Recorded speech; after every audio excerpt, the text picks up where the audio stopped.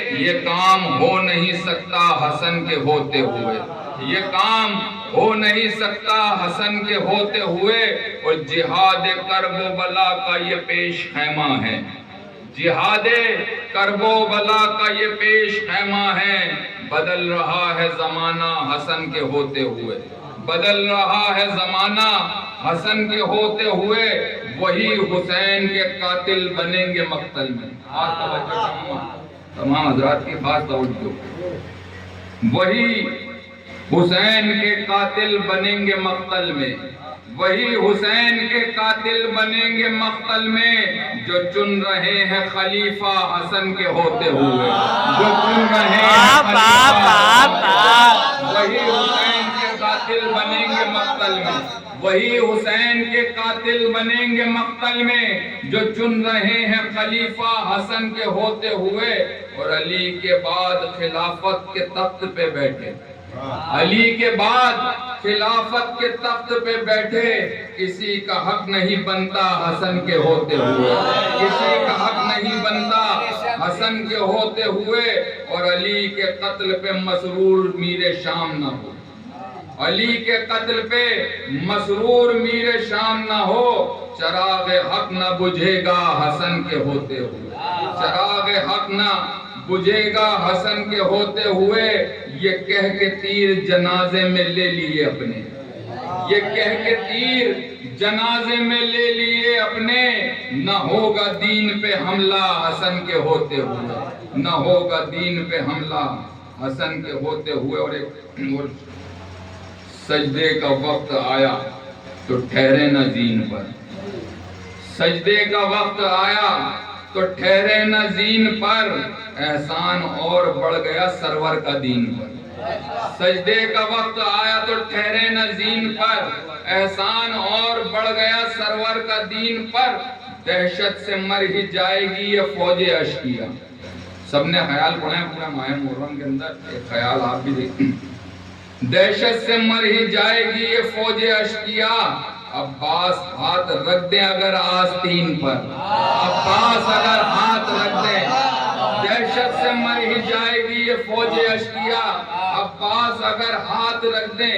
آستین پر۔ عباس کو دیا تھا امانت کے طور پر، عباس کو دیا تھا امانت کے طور پر، عباس کو دیا تھا امانت کے طور پر، عباس کو دیا تھا امانت کے طور پر، زہرا کو اعتماد تھا ام البنین پر، زہرا کو اعتماد تھا ام البنین پر، اور آیا تھا امتحان میں جھولے کو چھوڑ کر، آیا تھا امتحان میں جھولے کو چھوڑ کر، نظریں تھی انبیاء کی اسی نازنین پر، نظریں تھی انبیاء کی اسی نازنین پر، بے چین تھی زمین کے چشمے نکال دوں، بے چین تھی زمین کے چشمے نکال دوں، اصغر نے پاؤں ہی نہیں رکھا زمین پر، اصغر نے پاؤں ہی نہیں رکھا زمین پر، اصغر نے پاؤں ہی نہیں رکھا زمین پر، اصغر نے پاؤں ہی نہیں رکھا زمین پر۔ میں نے جس آیت کریمہ کو تلاوت کرنے کا شرف اللہ رب العزت نے مجھے بخشا، اس میں آئے مودت میں اللہ رب العزت فرما رہا ہے، اے میرے محبوب، اے میرے رسول، کہہ دو ان سے ہمیں کچھ نہیں چاہیے اجر رسالت میں سوائے اس کے ہمارے قرابت داروں سے مودت کرو، سوائے اس کے ہمارے اہل بیت سے محبت کرو۔ پہلے بھی میں کئی بار پڑھ چکا ہوں یہ آیت، مگر آج رمیز بھائی ہے نہیں اور آخری وقت پہ اطلاع ملی، تو بس جیسے حاضر ہیں مولانا شہزادی نے جیسا اذن عطا کیا، نوکری ہے کرنی ہے، بڑے دنوں بعد نوکری کا شرف ملا ہے۔ آیا مودت کے اندر اللہ رب العزت صاف صاف کہہ رہا ہے کہ ہمیں کچھ نہیں چاہیے اجر رسالت میں سوائے اس کے کہ ہماری اہل بیت سے محبت کرو۔ محبت کا مفہوم کیا ہوتا ہے؟ محبت ہے کیا چیز؟ بھائی محبت ہے کیا؟ انسان اپنے والدین سے محبت کرتا ہے، اپنے بیوی بچوں سے محبت کرتا ہے۔ محبت اللہ رب العزت قرآن میں مانگ رہا ہے اپنے رسول کے ذریعے کہ میرے رسول کے اہل بیت سے محبت کرو، بس یہی اجر رسالت ہے۔ رسول نے جو ہمیں دین پہنچایا اس کا اجر مودت اہل بیت، رسول نے ہم تک جو نمازیں پہنچائیں اس کا اجر ہے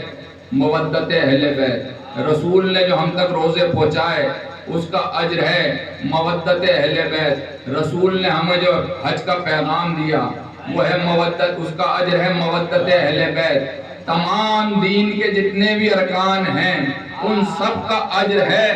اجر اہل بیت کی مودت، اس کے سوائے اور کچھ اللہ نے مانگا نہیں، کیونکہ رسول پاک صلی اللہ علیہ وسلم اپنی زبان سے کچھ بولتے ہی نہیں ہیں جب تک اللہ نہیں بولتا، اللہ کے حکم کے بنا آپ بولتے ہی نہیں۔ اللہ چاہتا ہے کہ میرے محبوب کا اگر اجر رسالت ادا کرنا ہے تو آپ اہل بیت سے محبت کیجیے۔ محبت کا مفہوم کیا ہے بھائی؟ آج دنیا فتوے لگا رہی ہے کہ یہ روتے کیوں ہیں، یہ چیختے کیوں ہیں، یہ یوں کیوں کرتے ہیں اور یہ یوں کیوں کرتے ہیں، یہ ماتم کیوں کر رہے ہیں، یہ سینہ زنی کیوں ہو رہی ہے اور یہ کیوں ہو رہا ہے، یہ کیوں ہو رہا ہے۔ یہ باتیں کرنے کی ضرورت ہی نہیں ہے اگر قرآن کی سایہ مودت کو آدمی غور و فکر سے پڑھ لیتا ہے۔ آدمی قرآن پڑھتا ہے لیکن سب سے بڑی یہی چیز ہے نا، قرآن میں اللہ خود کہہ رہا ہے قرآن سب کے لیے ہدایت نہیں ہے، قرآن سب کے لیے ہدایت نہیں ہے۔ قرآن سے ہدایت لینے کے لیے ہادی کی ضرورت ہوتی ہے۔ اسکول کے اندر اگر بچوں کو پڑھنے بھیجائیں گے تو ایک چھوٹی سی کتاب، نرسری کی کتاب پڑھنے کے لیے بھی ایک استاد کی ضرورت ہوتی ہے۔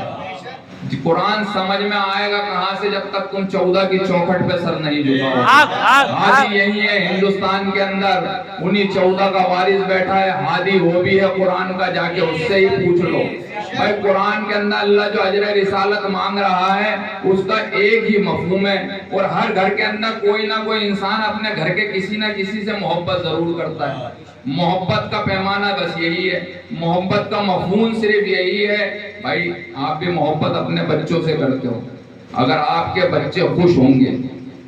تو آپ کو بھلے کتنی تکلیف ہو آپ اپنے بچوں کی خوشی دیکھ کر خوش ہو جاؤ گے۔ اور آپ آج کتنی ہی ترقی پا کے آئے ہو، اگر آپ کا بچہ کسی درد کے سے تڑپ رہا ہے یا اس کو کوئی تکلیف ہو گئی ہے، آپ کا چہرہ اتر جائے گا، آپ اس بڑی خوشی کو بھول جاؤ گے۔ مفہوم اس کا،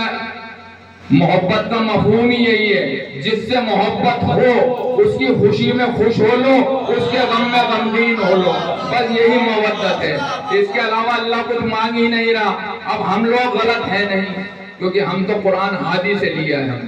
ہم نے ادھر ادھر سے قرآن لیا نہیں ہے، نہ ہم ملا کے پاس جاتے ہیں نہ ہم مولوی کے پاس جاتے ہیں۔ ہندوستان میں وارث